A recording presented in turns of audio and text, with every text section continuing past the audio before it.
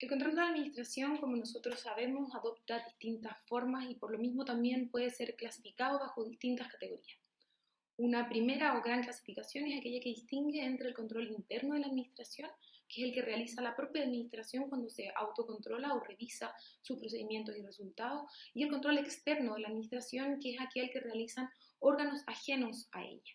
Una segunda clasificación es aquella que distingue entre el tipo de control que se realiza en la administración, donde podemos encontrar el control administrativo, que es aquel que realiza en nuestro sistema la Contraloría General de la República, el control judicial, que es aquel que realizan los tribunales, sean estos generales u ordinarios, y el control político, que es el que vamos a revisar hoy día, y que es un control que se caracteriza por ser de carácter voluntario, por ser un control subjetivo, y por ser desarrollado por autoridades superiores, como son en nuestro sistema la Cámara de Diputados, el Consejo Regional y el Consejo Municipal. En general se ha entendido que el control político está relacionado con el tipo de régimen político o de sistema político que tienen los países. Bajo este entendido, el control político sería más exhaustivo en aquellos regímenes que tienen, en aquellos países que tienen regímenes políticos parlamentarios. Así, el ejemplo por excelencia, el ejemplo típico es el Reino Unido. Como ustedes saben, un régimen parlamentario que tiene una gran cantidad de facultades entregadas a sus parlamentarios, a los miembros, en este caso principalmente de la Cámara de los Comunes, para fiscalizar al Ejecutivo, al gobierno político. Dos atribuciones que tienen en este caso los parlamentarios en el Reino Unido son particularmente interesantes. Una es la sesión semanal de preguntas al primer ministro, una especie de interpelación semanal en que el primer ministro debe acudir al Parlamento para contestar preguntas realizadas por la oposición, y el otro es la idea del gabinete en las sombras, un seguimiento directo que realiza un miembro de la oposición al ministro de cada cartera para revisar y fiscalizar cómo se están llevando a cabo las políticas públicas, la implementación de políticas en cada una de las materias del gabinete.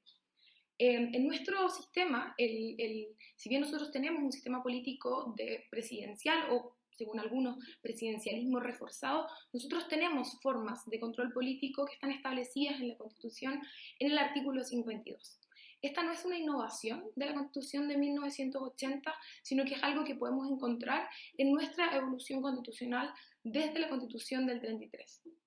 Hay que establecer, eso sí, que las facultades de control político no estuvieron establecidas en el texto original de la Constitución del 33, pero fueron incorporadas en una modificación de reforma constitucional establecida en 1874, en el que se le entregó a la Comisión Conservadora, un órgano típico de esta Constitución, facultades para sugerir sanciones o hacer observaciones, representaciones, como señalaba el texto constitucional de la época, ante el presidente de la República. Estas atribuciones generaron una amplia actividad fiscalizadora, especialmente entre 1891 y 1925, un periodo en el que nuestro sistema político se autoentendió como un sistema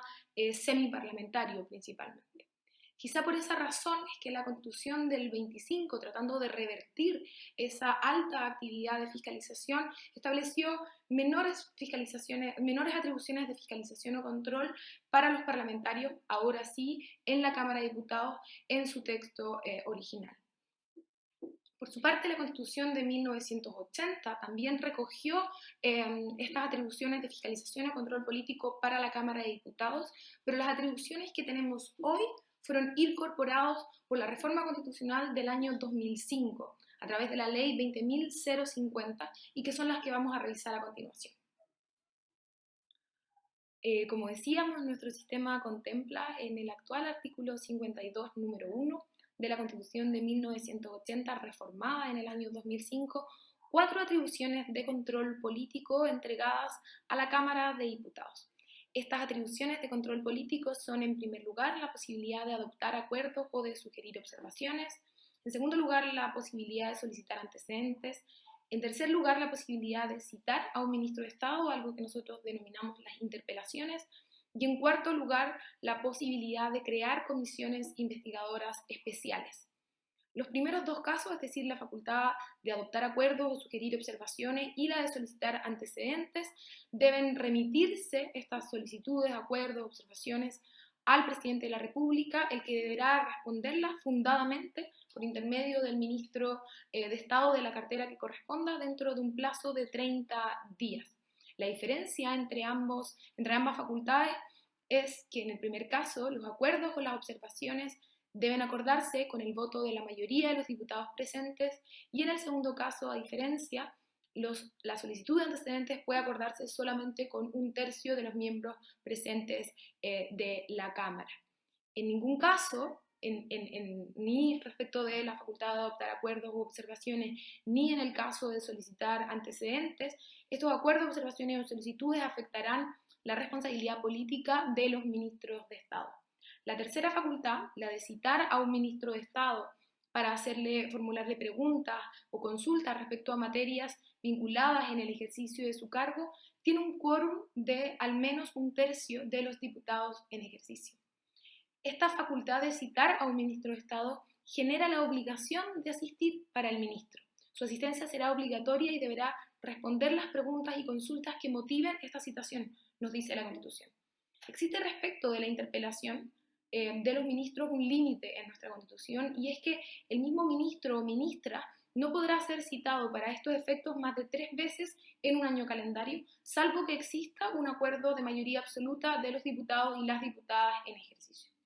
La cuarta facultad es la de crear comisiones especiales investigadoras. Estas comisiones especiales investigadoras son un grupo de trabajo integrado por 13 diputadas o diputados que tiene como misión reunir información, recabar antecedentes respecto de un determinados actos de gobierno, la implementación de determinadas políticas, determinadas decisiones del Poder Ejecutivo, por ejemplo.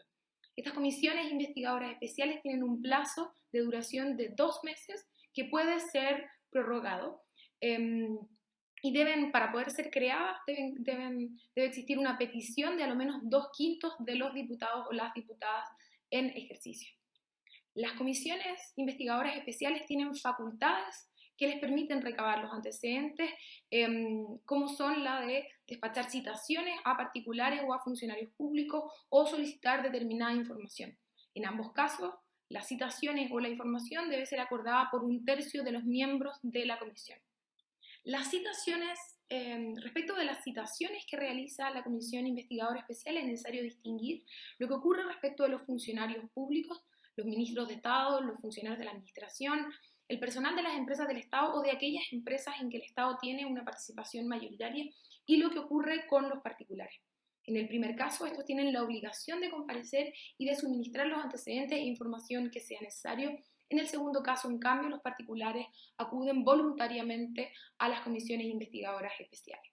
Existe un límite respecto de estas citaciones, como el límite que señalábamos anteriormente, solo respecto de los ministros de Estado, los que no podrán ser citados más de 3 veces a una misma comisión investigadora sin que exista un acuerdo de mayoría absoluta de los miembros de la comisión para citar a una ministra o a un ministro nuevamente. Como decíamos también al comienzo, las facultades de control político entregadas por la Constitución a la Cámara de Diputados se complementan con mecanismos de control político que existen a nivel regional y a nivel local. Existen en nuestra Constitución facultades de fiscalización entregadas al Consejo Regional en el artículo 113 de la Constitución, que se complementa con lo señalado en el artículo 36 y 36 bis de la Ley Orgánica Constitucional de Gobierno y Administración Regional, y con las facultades de fiscalización que se le entregan al Consejo Municipal en el artículo 119 de la Constitución y en los artículos 79 y 80 de la Ley Orgánica Constitucional de Municipalidades. Estas atribuciones de fiscalización y de control político entregadas a ambos consejos replican el tipo de facultades fiscalizadoras entregadas a los miembros de la Cámara de Diputados, estableciendo, por ejemplo, la posibilidad de solicitar información, de hacerle llegar acuerdos u observaciones, pero incorporan también otro tipo de facultades como la de encargar auditorías o solicitar que se dé cuenta especial en ciertas sesiones, como es aquellas facultades que tienen, por ejemplo, los consejeros regionales.